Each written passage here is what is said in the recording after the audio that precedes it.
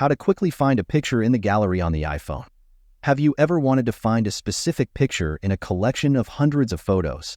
If the answer is yes, stay to the end of the video and find out how you can do it. The option that will help us in this is the search for our photos. This search can find an image by the text on it. However, what if we are looking for an image that has no text?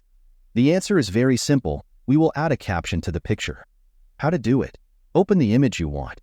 When you have opened the image for which you want to add a caption, simply swipe up. More details about this image will open. However, the option we need is at the top of this information. And that's the caption. Just type a caption and that's it. Now, when you want to find an image, simply repeat the search process by tapping the search button and typing the entered caption.